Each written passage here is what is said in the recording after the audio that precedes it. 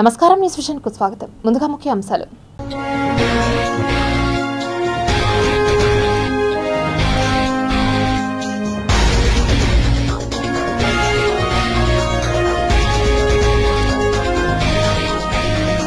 హిమాలయాల్లో మరణ మృదంగం, 9 మంది మృతి. అంతరిక్షంలో 1000 రోజులు గడిపిన ఆస్ట్రోనాట్, రికార్డు సృష్టించిన మొదటి వ్యక్తి. ఏపీ శాసనసభను రద్దు చేసిన గవర్నర్, 12న ముఖ్యమంత్రిగా నారా చంద్రబాబు నాయుడు ప్రమాణ స్వీకారం. బీజేపీ అభ్యర్థి వరప్రసాద్ బ్యాడ్ లక్, భారీగా క్రాస్ ఓటింగ్. తిరుపతిలో వైకాపా కార్యాలయం ధ్వంసం, శృతి మించుతున్న టీడీపీ అరాచకాలు.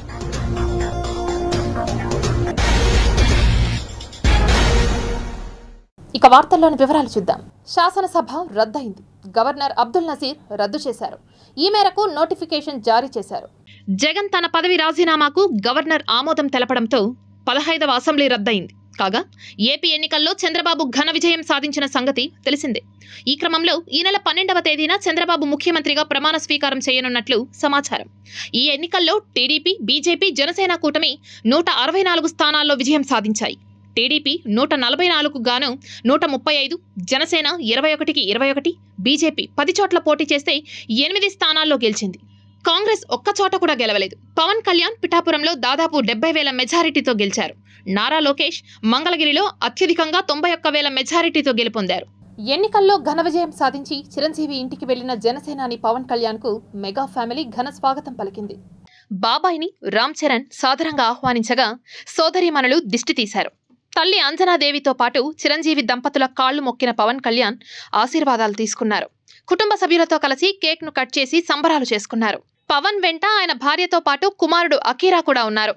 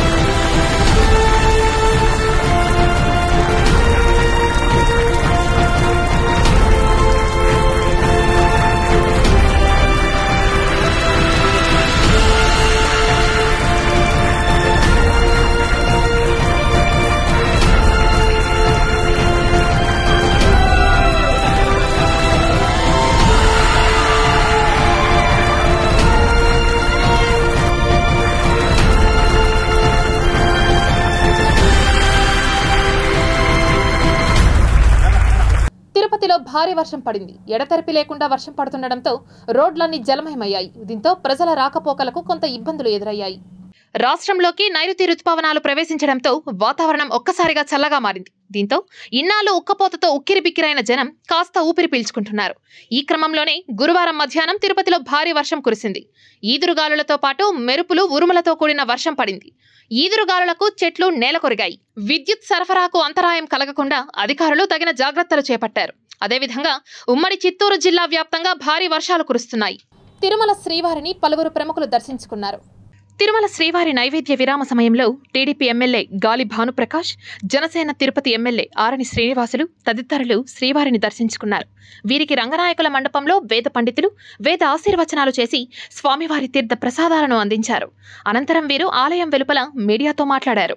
తిరుమల తిరుపతి పవిత్రతను జాగ్రత్తగా కాపాడుతామని, అదేవిధంగా తిరుమల తిరుపతి ప్రజలందరినీ కూడా ఎటువంటి ఇబ్బందులు లేకుండా వెంకటేశ్వర స్వామి ఆశీస్సులతో వారికి భద్రతగా నిలిచి వారందరినీ కూడా కాపాడుకునే బాధ్యత తీసుకుంటాననేసి కూడా తెలియజేస్తూ ఈ నా విజయం తిరుపతి ప్రజలకు అంకితం చేస్తున్నా. అదేవిధంగా ముఖ్యంగా ఏడుకొండల వెంకటేశ్వర స్వామికి, పవన్ కళ్యాణ్ గారికి, చంద్రబాబు గారికి కూడా తెలియజేస్తున్నా. మోదీ గారికి కూడా కృతజ్ఞతలు తెలియజేస్తున్నా. ముఖ్యంగా తిరుమల తిరుపతి గురించి పవన్ కళ్యాణ్ గారికి, చంద్రబాబు గారికి, అదేవిధంగా మోదీ గారు కూడా భక్తిపరుడు. అటువంటి వారి ఆశయాల్ని కొనసాగించేదానికి వారి సారథిగా నేను ఇక్కడ వెంకటేశ్వర స్వామికి నా వంతు కృషి చేస్తాననేసి కూడా తెలియజేస్తాను. రానున్న రోజుల్లో బాబు గారు రాష్ట్రాన్ని మంచి ప్రగతిశీల రాష్ట్రంగా చేస్తారని పూర్తి విశ్వాసం మాకుంది. ఎందుకంటే మనం చూసాం, గతంలో కూడా ఆయన చేసిన చరిత్ర ఉంది. హైదరాబాద్లో కానీ, ఇంతకుముందు ఆంధ్రప్రదేశ్ని కానీ, మళ్ళా గత 5 సంవత్సరాలు, ఇంతకుముందు 5 సంవత్సరాలు కానీ బాగా చేశారు.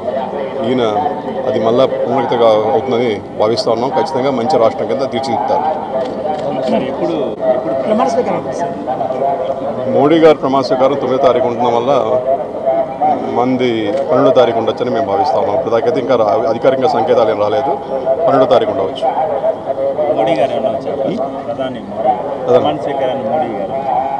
ఇవాళ మనం చూసాం, ఇక్కడ రాష్ట్రంలో కానీ అక్కడ భారతదేశంలో కానీ ఎన్డీఏ కూటమి బ్రహ్మాండమైన విజయం సాధించింది. ఖచ్చితంగా తెలుగుదేశం పార్టీ ఎన్డీఏ కూటమిలో కూడా పెద్ద భాగస్వామ్యం తీసుకొని పోతా ఉంది. తిరుపతి బీజేపీ ఎంపీగా పోటీ చేసిన వరప్రసాద్కు లక్కు కలిసి రాలేదు. పార్లమెంటరీ నియోజకవర్గ పరిధిలోని ఎమ్మెల్యేలు గెలుపొందగా వరప్రసాద్ మాత్రం ఓటమి చెందడం మిస్టరీగా మారింది. సార్వత్రిక ఎన్నికల్లో ఆంధ్రప్రదేశ్లో సత్తా చాటింది కూటమి. అయితే నమ్మకం లేని స్థానాల్లో విజయం సాధించినా గెలుస్తామనుకున్న కొన్ని స్థానాల్లో కోల్పోవడంతో అసలు ఏం జరిగింది అనే దానిపై ఫోకస్ పెడుతున్నారు నేతలు. ఇక తిరుపతి ఎంపీ సీటుపై బీజేపీలో ఆసక్తికరమైన చర్చ సాగుతోంది. తిరుపతి పార్లమెంటు పరిధిలోని 7 అసెంబ్లీ సీట్లు గెలిచినా ఎంపీ సీటు ఓడిపోవడానికి గల కారణాలపై అన్వేషణ మొదలుపెట్టారు పార్టీ నేతలు. దీనికి ప్రధాన కారణం కూటమి నుండి క్రాస్ ఓటింగ్ జరగడమే అనే నిర్ధారణకు వచ్చారట. వరప్రసాద్ ఓటమి కారణంగా ఈ నిర్ణయానికి వచ్చారు స్థానిక నేతలు. ఇక అత్యధికంగా గూడూరులో 24,000కు పైగా క్రాస్ ఓటింగ్ జరిగినట్టు లెక్కలు వేస్తున్నారు. కాగా తిరుపతి లోక్సభ నియోజకవర్గంలో మరోసారి వైసీపీ విజయం సాధించింది. సిట్టింగ్ ఎంపీగా ఉన్న మద్దెల గురుమూర్తి టీడీపీ, జనసేన, బీజేపీ కూటమికి చెందిన బీజేపీ అభ్యర్థి వెలగపల్లి వరప్రసాద్పై గెలుపొందారు. ఆసక్తికరమైన విషయం ఏమంటే వృత్తిరీత్యా ఫిజియోథెరపిస్ట్ అయిన డాక్టర్ గురుమూర్తి మరియు రిటైర్డ్ బ్యూరోక్రాట్ అయిన వరప్రసాద్ ఇద్దరూ గతంలో తిరుపతి లోక్సభ స్థానానికి పనిచేశారు. అయితే ఈ ఎన్నికల్లో అసెంబ్లీ స్థానాల్లో విజయం సాధించి పార్లమెంట్ సీటు ఓడిపోవడాన్ని బీజేపీ సీరియస్ గా తీసుకున్నట్టుగా తెలుస్తోంది. తిరునగరికి కంఠాభరణంగా ఉన్న శ్రీనివాస సేతు చిల్లర కొట్టు సంతలా తయారవుతోంది. ఎవరికి వారు అనుమతులు లేకుండా బంకులను ఏర్పాటు చేసుకుని దర్జాగా వ్యాపారం చేసుకుంటున్నారు. ఆధ్యాత్మిక నగరమైన తిరుపతికి మణిహారంగా ఉన్న శ్రీనివాస సేతు వంతెనని కొంతమంది చిల్లర వ్యాపారులు సంతలా మార్చేస్తున్నారు. తిరుమల బైపాస్ రోడ్లోని ప్రకాశం మున్సిపల్ పార్కు ఎదురుగా వారధి కింది భాగంలో 5 బంకులను ఏర్పాటు చేశారు. ఇందులో 2 బంకుల్లో టీ, స్నాక్స్, టిఫిన్ షాపులను ఏర్పాటు చేశారు. దీనివల్ల కూడలిలో ట్రాఫిక్ కు తీవ్ర అంతరాయం కలుగుతోంది. 4 నెలల క్రితం ఇదే ప్రాంతంలో ఓ పెద్ద బంకును ఏర్పాటు చేసి చికెన్ పకోడా అమ్మకాలు మొదలుపెట్టారు.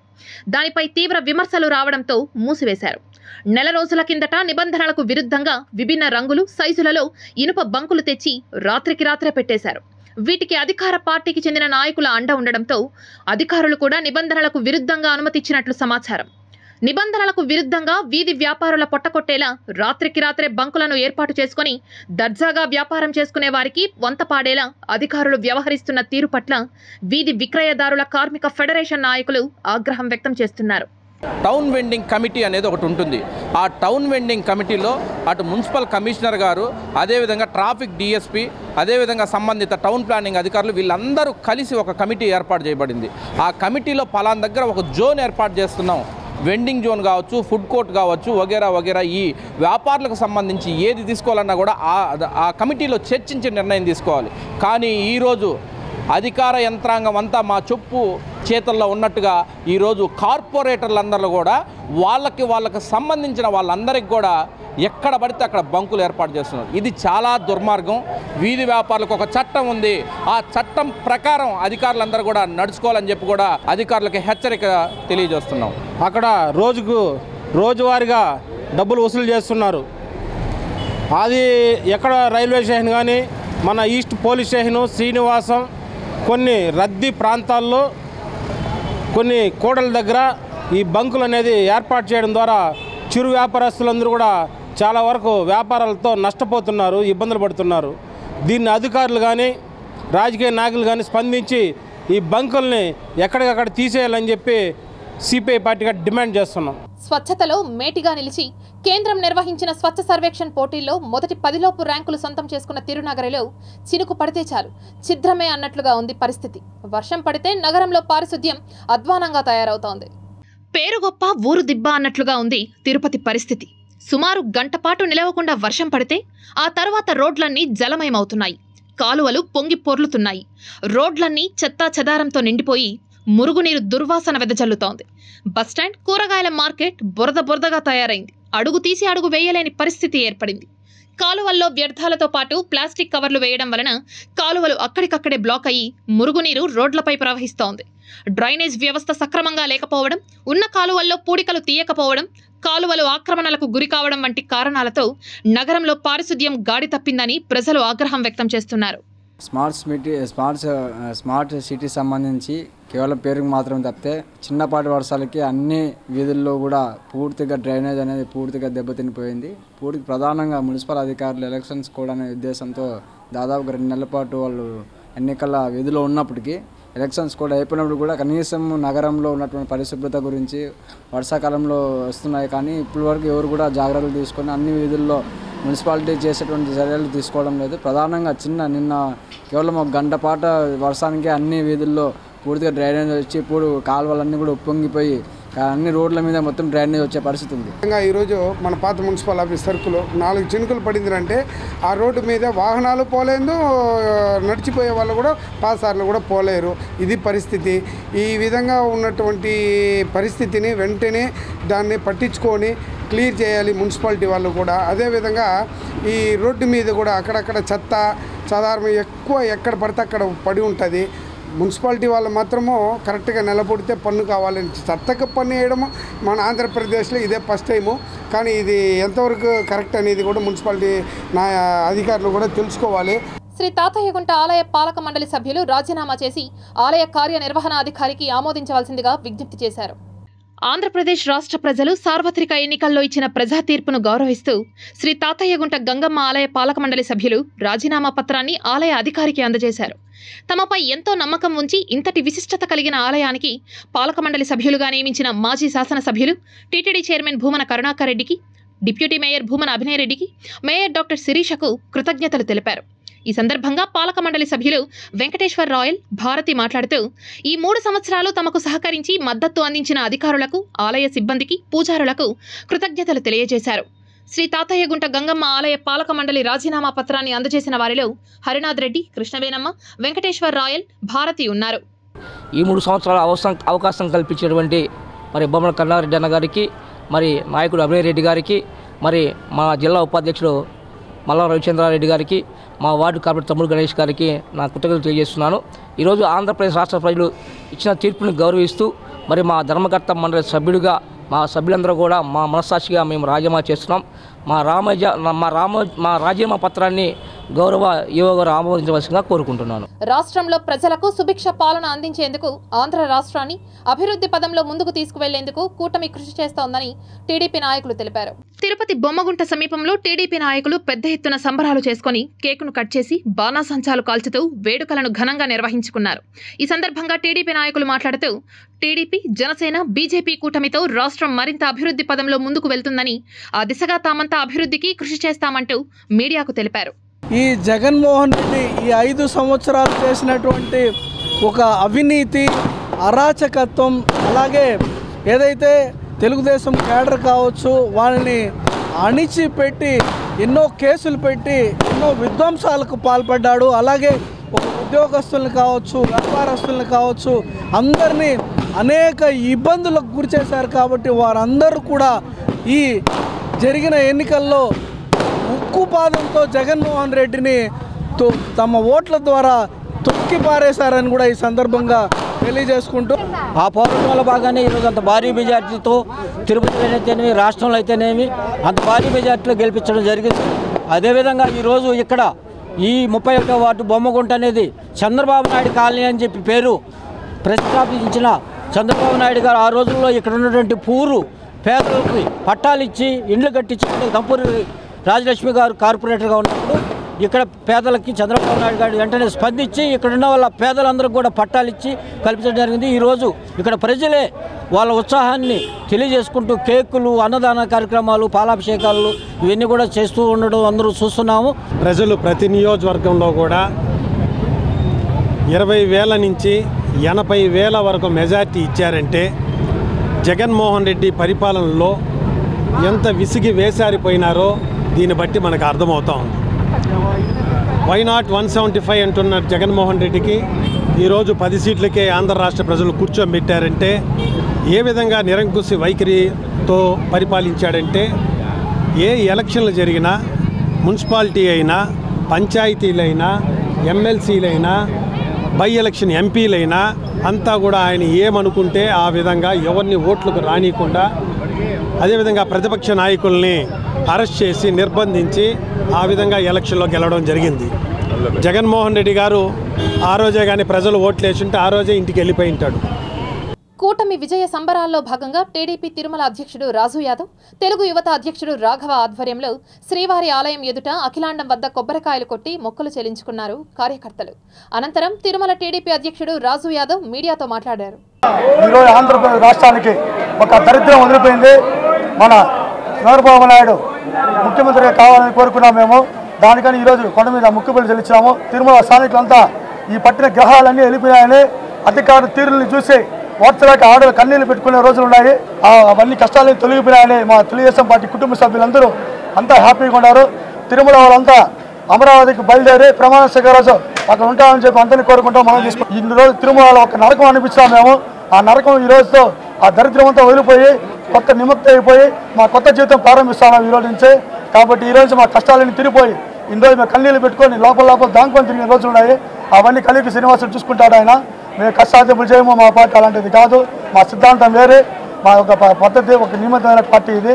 కాబట్టి అంతా మా ముఖ్యమంత్రి నారా చంద్రబాబు నాయుడు, మా యువ నాయకుడు నారా లోకేష్ గారు చూసుకుంటారని చెప్పి అందరికీ తెలియజేస్తున్నాం. తిరుపతిలో కూటమి అభ్యర్థి గెలిచి సరిగ్గా 2 రోజులకు కూడా కాలేదు. అప్పుడే వైకాపా శ్రేణులపై టీడీపీ నాయకులు దాడులకు పాల్పడుతున్నారు. ఇటీవల జరిగిన సార్వత్రిక ఎన్నికల్లో వైఎస్ఆర్సీపీకి అనుకూలంగా పనిచేసి పార్టీ గెలుపు కోసం కృషి చేసిన నాయకులు, కార్యకర్తల ఇళ్లపై దాడులకు దిగడం సమంజసం కాదని పేర్కొన్నారు. జూన్ 4న ఎన్నికల ఫలితాలు వెలువరించినప్పటి నుంచి తిరుపతిలో పలుచోట్ల వైకాపా కార్యాలయాలపై దాడులకు పాల్పడుతున్నారు. ప్రశాంతమైన వాతావరణంలో ఇటువంటి అల్లరి మూకలు చేస్తున్న వికృత చేష్టల వల్ల తిరుపతి ఖ్యాతి దెబ్బతింటుందని ప్రజలు ఆందోళన చెందుతున్నారు. ఆదిలోనే ఇలా ఉంటే రాబోయే 5 సంవత్సరాలలో ఎటువంటి పరిణామాలు చవిచూడాల్సి వస్తుందో అంటూ వైకాపా పార్టీ శ్రేణులు ఆగ్రహం వ్యక్తం చేస్తున్నారు. వైకాపా నాయకుల కార్యాలయాలు, ఇళ్లపై రాళ్లు రువ్వుతూ చెప్పులను విసిరేసి కార్యాలయాలకు ఉన్న అద్దాలను ధ్వంసం చేయడం సమంజసం కాదని టీడీపీ, జనసేన, బీజేపీ శ్రేణులపై మండిపడుతున్నారు. ఆధ్యాత్మిక నగరం తిరుపతి ఖ్యాతిని పెంచేలా కూటమి నాయకుల వ్యవహార శైలి ఉండాలే కానీ ఇటువంటి ఆకతాయిలు చేసే అల్లరి చేష్టలతో తిరుపతి మరింత దెబ్బతినే అవకాశం ఉందంటూ వాపోతున్నారు. తిరుపతిలో పలువురు నాయకులు కక్ష సాధింపులకు గురిచేస్తూ బెదిరింపులకు పాల్పడుతున్నారని వైకాపా శ్రేణులు తెలిపారు. రాష్ట్రంలో గెలిచిన కూటమి అభ్యర్థులకు అభినందనలు తెలిపారు ఎమ్మెల్సీ భరత్. మా కుటుంబం కుప్పం ప్రజల మీద పెట్టుకున్నటువంటి నమ్మకంతో ఇప్పుడు కాదు 10 ఏళ్ల క్రితమే ఇక్కడికి వచ్చి మేము ఉండిపోయాం. ఇంకెప్పటికీ కూడా కుప్పంలోనే కొనసాగుతాం. ఎటువంటి సమస్య మా పార్టీ క్యాడర్ కానీ మమ్మల్ని నమ్ముకున్నటువంటి వాళ్ళకు కానీ అవసరమైనప్పుడు ఖచ్చితంగా నిలబడతాం. ఏ రోజైనా కుప్పం ప్రజల కోసం, కుప్పం అభివృద్ధి కోసం మేము సహకరిస్తామనేటటువంటి విషయం తెలియజేస్తున్నాం. మరొకసారి ఇంత భారీగా విజయం సాధించినటువంటి తెలుగుదేశం పార్టీకి, అలాగే కుప్పంలో ప్రాతినిధ్యం వహించినటువంటి వారి నాయకులకు అందరికీ కూడా మనస్ఫూర్తిగా అభినందనలు తెలుపుతూ ఎన్నికల అనంతరం రాజకీయ పార్టీలు భౌతిక దాడులకు దిగడం సమంజసం కాదని చిత్తూరు వైసీపీ ఎమ్మెల్యే అభ్యర్థిగా ఓటమి చెందిన విజయానందరెడ్డి పేర్కొన్నారు. గురువారం చిత్తూరులోని వైసీపీ కార్యాలయంలో నగరపాలక సంస్థ mayor Amuda, deputy mayor Chandrasekhar, CHUDA chairman Purushottam Reddy తదితరులతో కలిసి విజయానందరెడ్డి మీడియా ప్రతినిధులతో మాట్లాడారు. తెలుగుదేశం పార్టీ గతంలో ఎన్నోసార్లు గెలిచింది. వైఎస్ఆర్ కాంగ్రెస్ పార్టీ గెలిచింది. ఏనాడు కూడా ఇటువంటి విధ్వంసం అనేది ఎప్పుడూ జరిగిన ఆనవాళ్ళు లేవు. అలాంటిది ఈరోజు అనేక మంది ప్రాపర్టీస్ను కాల్చడం జరిగింది, ప్రాపర్టీస్ను ధ్వంసం చేయడం జరిగింది. కానీ ఈ ధ్వంసం చేసింది, ఈ కాల్చింది ఇవన్నీ కూడా స్థానిక ఎమ్మెల్యేకు కానీ ఎంపీకి కానీ ఎటువంటి సంబంధాలు లేవు. అది మనకు కూడా బాగా తెలుస్తోంది. ఒక వ్యక్తి ఉద్దేశపూర్వకంగా ఒక ప్రణాళికాబద్ధంగా ప్రజలను భయభ్రాంతులకు గురి చేయాలా, తన రౌడీయిజాన్ని పునరావృతం చేయాలా అనే ఒక ఉద్దేశంతో చిత్తూరు ప్రజల్ని భయభ్రాంతులకు గురి చేయాలా అని దినదినచర్యగా రెచ్చిపోతున్నారు. ప్రజాస్వామ్యంలో ఇటువంటి హింసకు ఎక్కడ కూడా తావులేదు. దీన్ని ప్రతి ఒక్కరు కూడా, చిత్తూరు ప్రజలందరూ కూడా దీన్ని గమనించాలని ప్రతి ఒక్కరికి కూడా నేను కోరుకుంటున్నాను. తిరుపతి రూరల్ ఓటేరు సమీపంలోని గుజరీ వ్యాపారస్తుడు అంగడిని దగ్ధం చేసి నెల రోజులు గడుస్తున్నా ఇప్పటికీ పోలీసులు స్పందించకపోవడంతో న్యాయం చేయాలని సిపిఐ నాయకులు మురళి డిమాండ్ చేశారు. సిపిఐ నాయకులు పలుమార్లు పోలీసుల్ని విజ్ఞప్తి చేసినప్పటికీ గుజరీ వ్యాపారస్తుడు అల్లాబక్షకు న్యాయం జరగకపోవడంతో సిపిఐ నాయకులు మండిపడుతున్నారు. ఎన్నికలకు ముందు గుజరీ అంగడిని దగ్ధం చేసి నేటికి నెల రోజులు గడుస్తున్నా ఇంతవరకు పోలీసు అధికారులు స్పందించడం లేదని, గడిచిన 3 రోజుల క్రితం గుజరీ వ్యాపారస్తుల సిబ్బందిని విచక్షణారహితంగా చితకబాదారంటూ ఆగ్రహం వ్యక్తం చేశారు. ఇప్పటికైనా సంబంధిత వ్యక్తిని విచారణ చేసి న్యాయం చేయాలని ఏఐటియుసి మురళి డిమాండ్ చేశారు. తేజ అనే అతన్ని పోలీస్ స్టేషన్లో తీసి మాట్లాడకపోగా అతన్ని విచారణ కూడా చేయలేదు. చేయకుండా పోవడంతో రాత్రి నైట్ 12 గంటల పైన 15 మంది దుండుగులు తేజ తీసుకొచ్చి వాళ్ళ బండ్లకు నెంబర్ ప్లేట్లు లేకుండా, గతంలో జేసీబీ వచ్చినప్పుడు నెంబర్ ప్లేట్ లేకుండా వచ్చింది, రాత్రి జేసీబీ వచ్చినప్పుడు నెంబర్ ప్లేట్ లేకుండా వచ్చింది. గతం వచ్చిన వాళ్ళే మళ్ళా 15 మంది రాత్రి వచ్చి ఇతన్ని షాప్లో పడుకుంటే ఇక్కడ నుండి దాదాపుగా రేణుగుంట రోడ్డు సర్కిల్లోకి తీసుకెళ్ళి కాళహస్తి రోడ్లో తీసుకెళ్ళి చితకబాది నా కొడుక చంపేస్తామని చెప్పేసి అతను బెదిరించడం జరిగింది, కొట్టడం జరిగింది. ఆయన్ని మళ్ళా ఇక్కడ మొత్తం అంగిట్లో మొత్తం కూడా కొట్టేసి అంగిట్లో డబ్బులు కూడా దాదాపుగా 3,50,000 రూపాయల డబ్బులు ఉంటే డబ్బులు కూడా తీసుకొని వెళ్ళిపోవడం జరిగింది. ఇటీవల జరిగిన సార్వత్రిక ఎన్నికల్లో బలిజలు, కాపులు అండగా నిలిచారని చిత్తూరు బలిజ సంఘం నేతలు వెల్లడించారు. రాయలసీమ జిల్లాల్లో ఏకైక బలిజ ఎమ్మెల్యే అయిన జంగాలపల్లి శ్రీనివాసులకు రానున్న మంత్రివర్గంలో చోటు కల్పించాలని బలిజ సంఘం నేతలు విజ్ఞప్తి చేశారు. ఈ కూటమి ప్రభుత్వానికి కూటమికి ఓట్లు వేశారు కాబట్టి బ్రహ్మాండమైన మెజారిటీతో గెలుచుకోవడం జరిగింది. అదేవిధంగా ఈరోజు రాయలసీమ జిల్లాలో ఏకైక వ్యక్తి మా జేఎంసీ శ్రీనివాసులు గారు బలిజ కులస్తుడు, అతనికి సీటు ఇచ్చారు కాబట్టి అతనికి గెలవడం జరిగింది. మేము కోరుకునేది ఏమంటే రాయలసీమ జిల్లాలో ఏకైక నాయకుడు బలిజ నాయకుడు జేఎంసీ శ్రీనివాస గారికి రాబోయేటువంటి మంత్రివర్గ రీతిలో అది మంత్రివర్గంలో చోటు కల్పించాలని చెప్పేసి మరి చంద్రబాబు నాయుడు గారికి, పవన్ కళ్యాణ్ గారికి, మరి బీజేపీ ప్రభుత్వానికి నేను విన్నవించుకుంటూ బలిజ సోదరులు విన్నవించుకుంటున్నారు.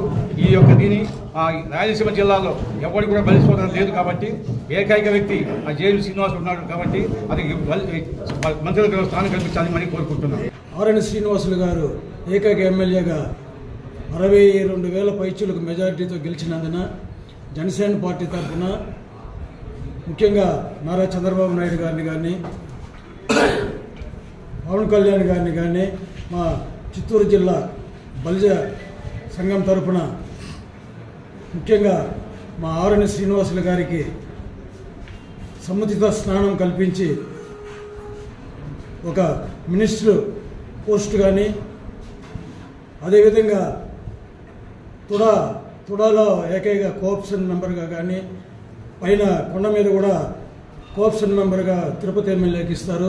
ఈ 3 స్థానాలు కూడా ఇవ్వవలసిందిగా కోరుచు. ఆంధ్రప్రదేశ్ రాష్ట్ర ఉన్నత విద్యామండలి నుంచి ఆర్థిక సహాయం లభించినట్లు శ్రీ పద్మావతి మహిళా విశ్వవిద్యాలయ ఉపకులపతి భారతి పేర్కొన్నారు. మహిళా విశ్వవిద్యాలయంలోని వీసీ భారతి ఛాంబర్లో ఏర్పాటు చేసిన సమావేశంలో ఆమె మాట్లాడుతూ తిరుపతిలోని ఎస్పీఎంవివి, ఐఐటి మరియు ఐఏఎస్ఈఆర్ క్యాంపస్లు, అలాగే కుప్పంలోని ద్రవిడ విశ్వవిద్యాలయంలో జీవ వైవిధ్య పరిరక్షణ కోసం క్యాంపస్ బయోడైవర్సిటీ రిజిస్టర్ల సృష్టి అనే పరిశోధన ప్రాజెక్టు కోసం తిరుపతి క్లస్టర్కు Andhra Pradesh state council of higher education నుంచి 8,78,000 రూపాయలు ఆర్థిక సహాయం లభించడం హర్షణీయమని అన్నారు. ఉత్తరాఖండ్లోని పర్వత శ్రేణుల్లో ట్రెక్కింగ్కు వెళ్లిన 9 మంది చనిపోయారు. ఎగువ హిమాలయాల్లోని సహస్రతల్ లేక్ దగ్గరకు 22 మందితో కూడిన బృందం ట్రెక్కింగ్కు వెళ్లింది. అక్కడికి వెళ్లిన వారిలో 9 మంది చనిపోగా మరికొందరు మంచులో చిక్కుకుపోయారు. వారిలో 10 మందిని ఉత్తరాఖండ్ DRF బృందాలు కాపాడాయి. మిగతా 3 ఆచూకీ తెలియాల్సి ఉంది. వారిని రక్షించేందుకు చర్యలు చేపట్టారు. హిమాలయాల్లో 4400 మీటర్ల ఎత్తులో సహస్రతల్ సరస్సు ఉంది.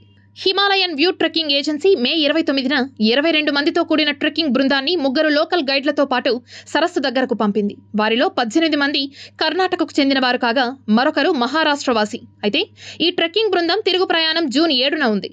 కాగా జూన్ 4 నాటికి కూడా వారంతా బేస్ క్యాంపుకు చేరుకోలేదు.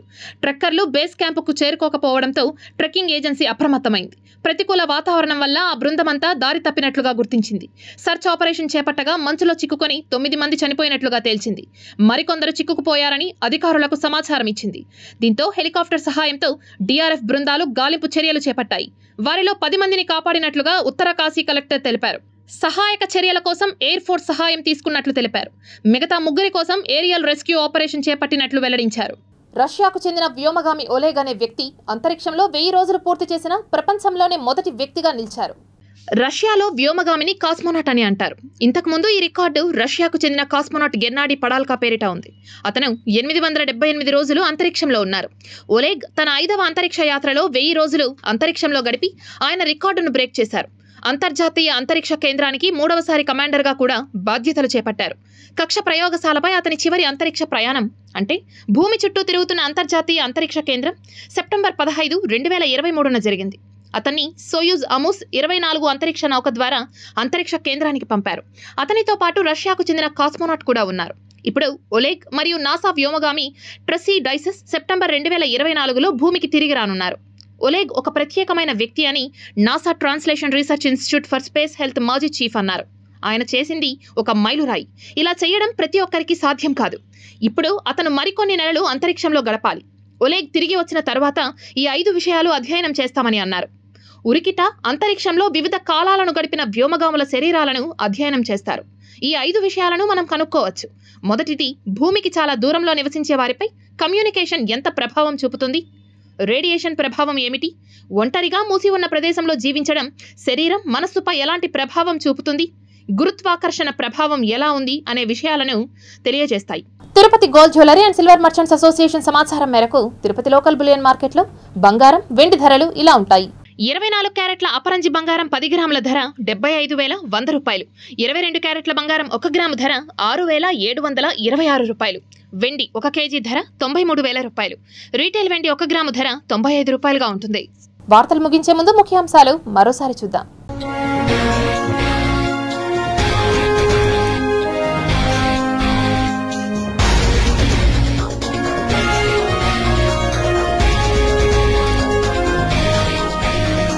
హిమాలయాల్లో మరణ మృదంగం, 9 మంది మృతి.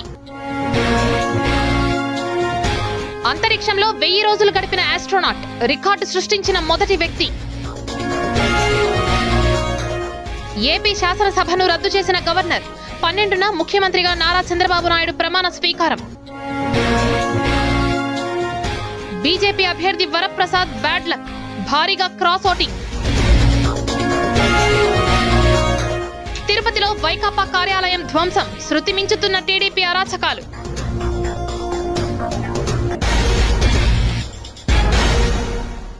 ఈ వార్తలు ఇంతటితో సమాప్తం. సమగ్ర సమాచారంతో న్యూస్ విజన్లో మళ్ళీ కలుద్దాం. అంతవరకు సెలవు. నమస్కారం.